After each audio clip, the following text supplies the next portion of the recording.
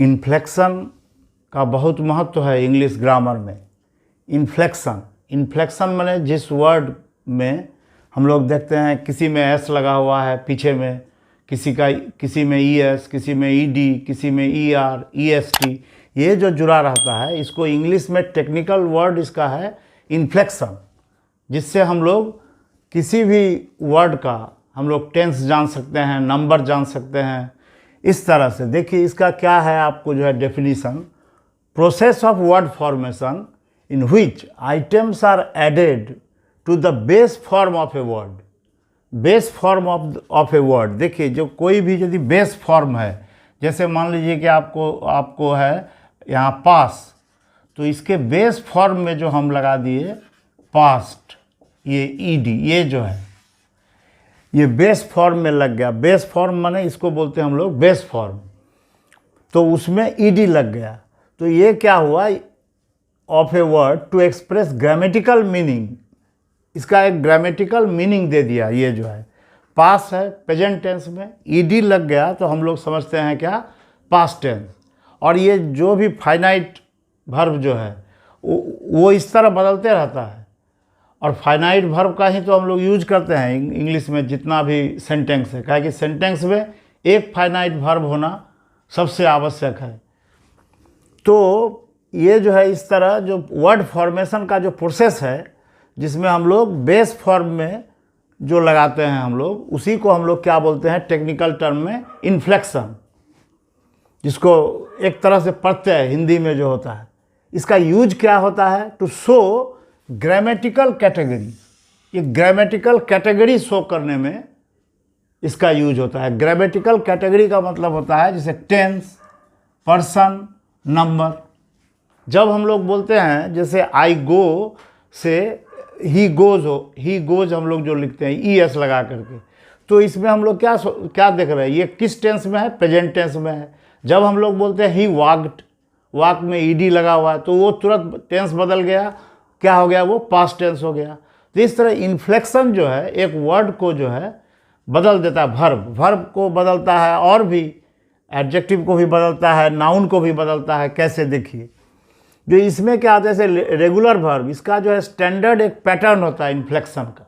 Regular verb हम लोग जानते हैं, वर्ब दो प्रकार इस तरह भी होता है कि रेगुलर वर्ब और इरेगुलर वर्ब। रेगुलर वर्ब हम लोग किसको बोलते हैं, जिसमें एक स्टैंडर्ड पैटर्न होता है इन्फ्लेक्शन का। कहने का मतलब है ईडी लगता है। देखिए जैसे ये जो है आस्क, ये आपका क्या है, एक जो है रेगुलर वर्ब है। क्यों कि इसका जब आप पास्ट फॉर्म बनाते हैं तो आस्क्ड होता है, और फिर पास्ट पार्टिसिपल फॉर्म भी आस्क्ड होता है। ईडी लग गया, तो इसमें ये जो ईडी लगा ये इन्फ्लेक्शन है।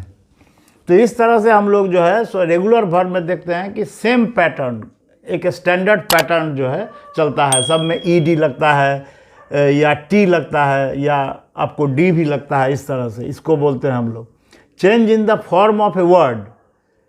ये चेंज हो जाता है जो word, change in the form of a word, specially it's ending, जो एंड में रहता है उसके पीछे में लग करके, that changes its function in grammar.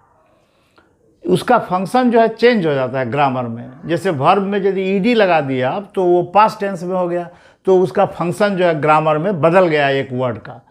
ये बहुत ही टेक्निकल वर्ड है, और इसके बिना हम लोग कोई भी इंग्लिश नहीं सीख सकते हैं।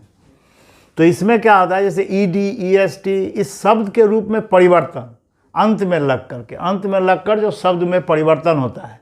जैसे सिंगुलर से प्लूरल बन गया, कैट क्या हो गया, कैट्स, एस लग गया यहाँ, तो ये एस क्या है, इन्फ्लेक्शन लगा। इन्फ्लेक्शन लगा तो हम लोग समझ में आ गया कि कैट क्या हो गया, अब सिंगुलर नहीं रहा, क्या रहा, प्लूरल हो गया।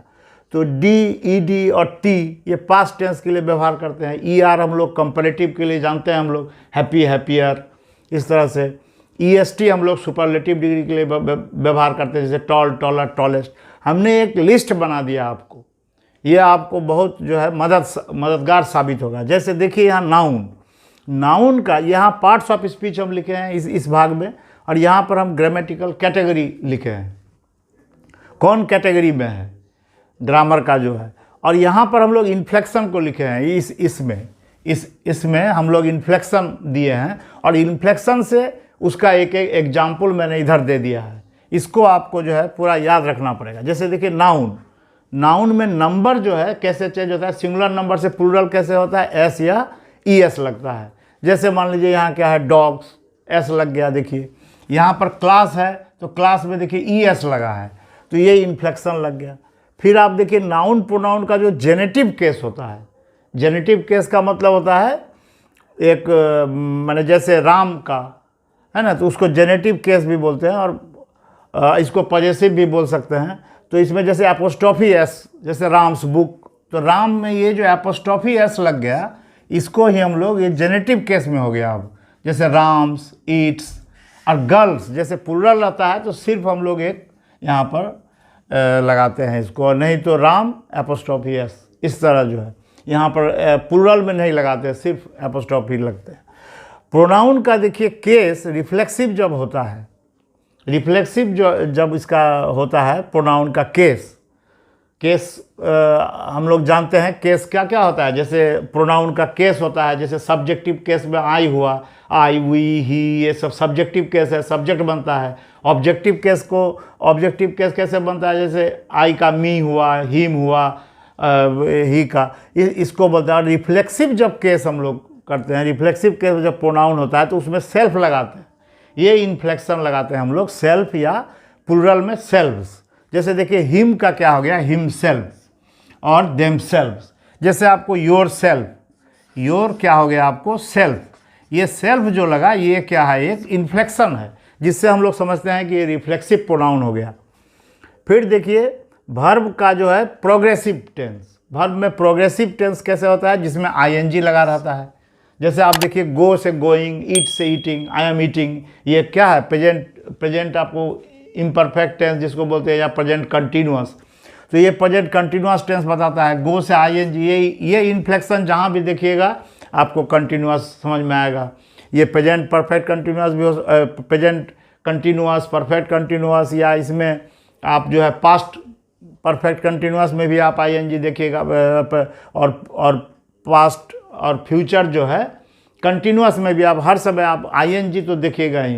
वर्ब में क्या लगाना पड़ता है, जैसे I am going, I was going, I will be going, तो ये जो आईएनजी लगा हुआ है इसको इन्फ्लेक्शन बोलते हैं। फिर वर्ब का देखिए परफेक्ट एस्पेक्ट में, जो परफेक्ट का जो एस्पेक्ट होता है, जो प्रेजेंट परफेक्ट या पास्ट परफेक्ट, सब में क्या लगता है, ई एन या ई डी वर्ब में, वर्ब के पीछे। तो फॉल का जैसे हो गया हैज फॉलन, फॉलन हो गया जो ई एन लग गया। फिर प्ले में देखिए ई डी लग गया। इस तरह से भी वर्ब का जो है परफेक्ट एस्पेक्ट हुआ। वर्ब का टेंस पास्ट, पास्ट टेंस दिखाने के लिए हम लोग क्या करते हैं, ई डी। जैसे पास का हो गया आपको पास्ट है, सिर्फ ई डी नहीं, यहाँ पर टी भी हम लोग दिखाते हैं कभी कभी, हाँ इस तरह से, हाँ टी, उसके बाद आपको जो है डी, ये सब जो है ये सब इन्फ्लेक्शन है। फिर देखिए वर्ब का टेंस प्रेजेंट दिखाने के लिए हम लोग एस या ई एस का यहाँ पर जो है हम लोग काम लेते हैं। गो से गोज, ये गोज जहाँ भी देखिए ही गोज, तो तुरंत समझ जाते हैं कि प्रेजेंट इंडेफिनिट में है, और थर्ड पर्सन सिंगुलर नंबर है तो ही गोज। अच्छा ईट्स, जैसे राम ईट्स है ना, तो यहाँ पर जो आपको एस लग गया। फिर देखिए एडजेक्टिव में कंपैरेटिव डिग्री, कंपैरेटिव डिग्री में क्या होता है आपको, ई आर, जैसे टॉल का टॉलर हो गया। तो ये टॉलर में जो ई आर लगा हुआ है ये क्या है आपको, एक इन्फ्लेक्शन है। फिर देखिए एडजेक्टिव में सुपरलेटिव जो डिग्री होता है उसमें देखिएगा ई एस टी लगा रहता है। जैसे टॉल का क्या होता है, टॉलेस्ट, टॉल, टॉलर, टॉलेस्ट, तो ये जो ई एस टी लगा हुआ है ये क्या है आपको, इन्फ्लेक्शन है।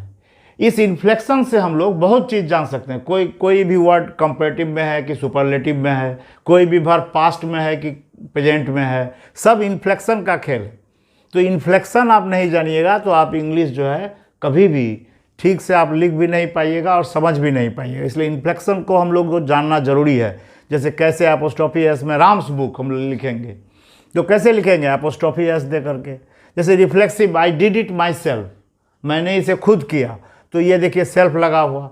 ही did it himself, he himself did it, emphatically बोलते हैं हम लोग, तो उसमें सेल्फ लगा हुआ है।